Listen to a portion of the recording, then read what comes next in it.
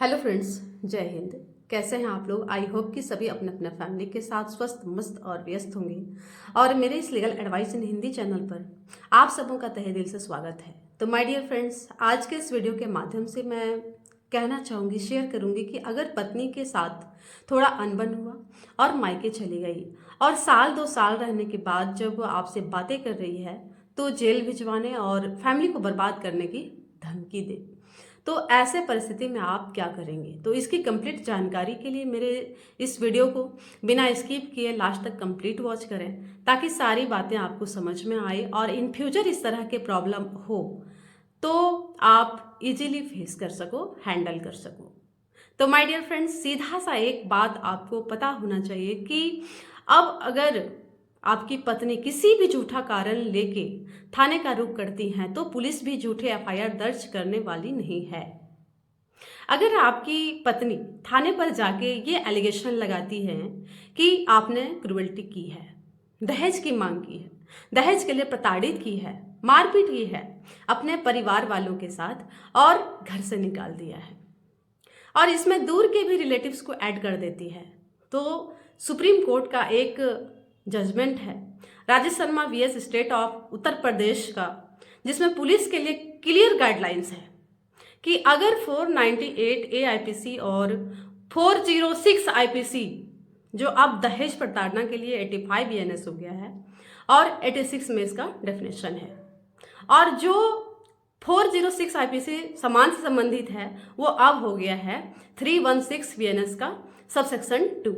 मतलब अगर 85, 86 और 316 का सबसेक्शन 2 बीएनएस के अंदर पहले कंप्लेंट तो लेगी, लेकिन एफआईआर करने से पहले आपको सूचित किया जाएगा कि आपकी पत्नी ने रिपोर्ट दर्ज की, जिसमें आपके साथ साथ आपके दूर के रिलेटिव्स का भी नाम शामिल है।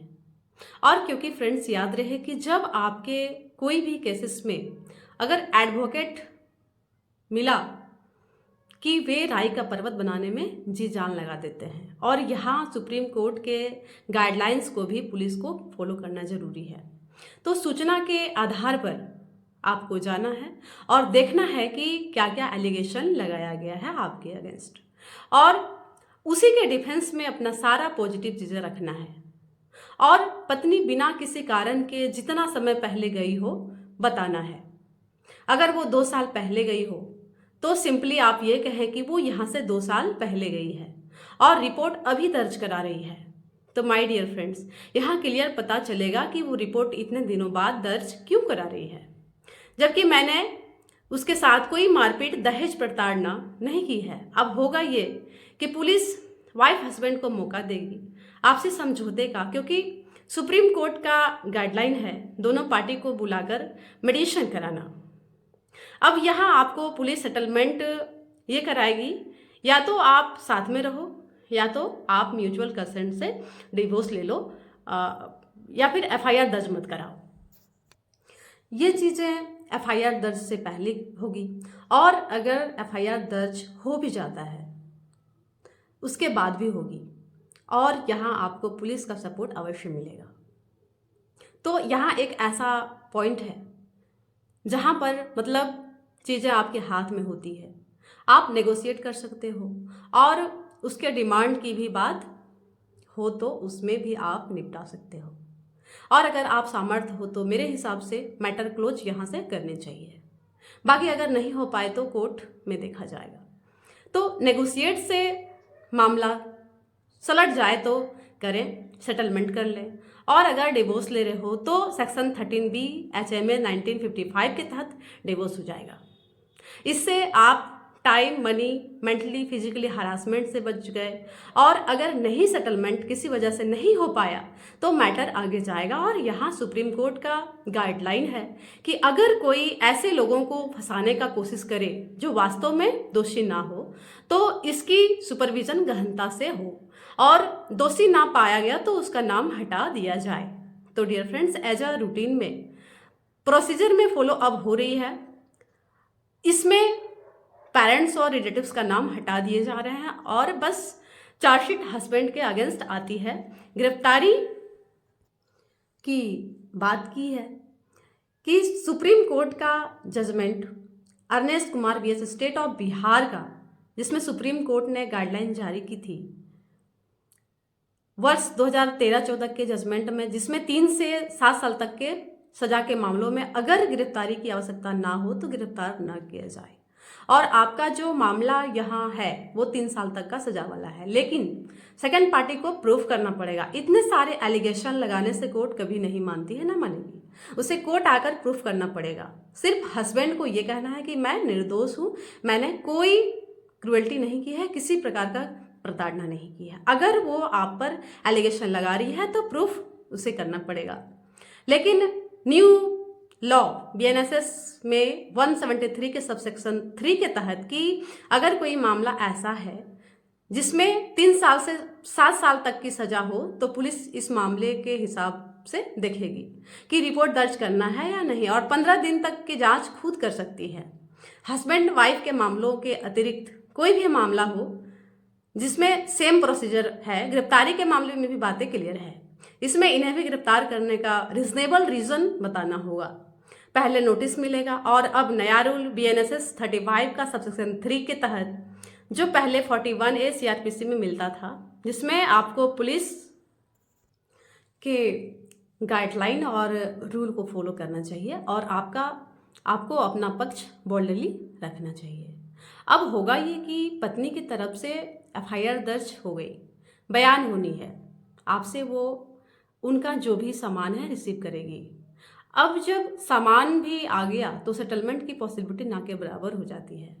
तो वाइफ के बयान हो गया, नक्शा मौका बना लिया गया, चार्जशीट भी कंप्लीट हो गई और पुलिस आपको इन्फॉर्मेशन दे देगी। अब आपको अपने जमानत के लिए अपना एडवोकेट चूज करना है। चार्जशीट हो गई, बेल एप्लीकेशन लगा के आपका बेल तुरंत हो जाएगा, ये काम आपका एडवोकेट कर देगा। लेकिन कुछ स्टेट में ये भी हो सकता है कि चार्जशीट कर दिया जाता है, फिर अपीयरेंस के लिए सम्मन जारी होता है। बाकी जब चार्जशीट फाइल हो गई, एडवोकेट के थ्रू आपकी जमानत होगी और जो भी एलिगेशन आपके ऊपर आपकी वाइफ लगाई थी उसे आरोप के रूप में मजिस्ट्रेट आपको सुनाएंगे कि आपने अपनी वाइफ के साथ इतने टाइम में ये जगह पे इस तरह की क्रूएल्टी की है, इतने डिमांड की है और इस डेट को आपने अपनी पत्नी को घर से निकाल दिया है। आपको सीधे कहना है कि साहब मैंने कुछ नहीं किया, मैं निर्दोष हूँ। उसके बाद आपकी वाइफ के एलिगेशन के जो भी बातें हैं, जो भी साक्ष्य उनके पास वो पेश करेगी।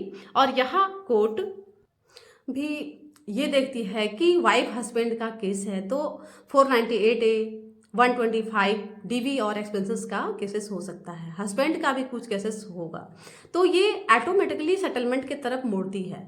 तो ये 498A के केस का जो प्रोसीजर है वो काफ़ी स्लो हो जाता है, लंबी लंबी तारीखें दी जाती है। अब सबके बयान होना शुरू हो जाएगा, जितने लोगों का भी इन्वॉल्वमेंट है सभी का बयान होगा।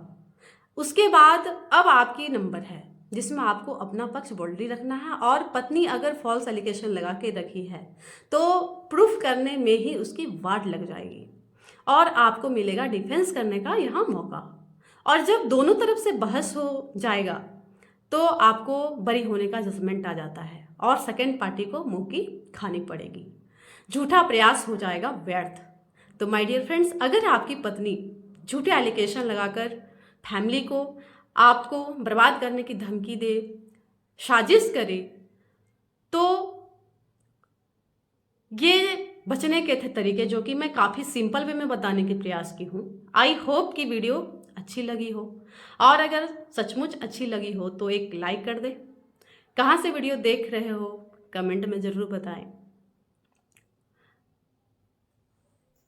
अपने दोस्तों, चाहने वालों को, जानने वालों को वीडियो शेयर कर दे। जो व्यूअर मेरे चैनल पर नए हैं वे सब्सक्राइब कर दें, बेल आइकन प्रेस करके ऑल बटन प्रेस करें ताकि जब भी मैं नई वीडियो अपलोड करूं तो सबसे पहले आप तक पहुंचे। जय हिंद।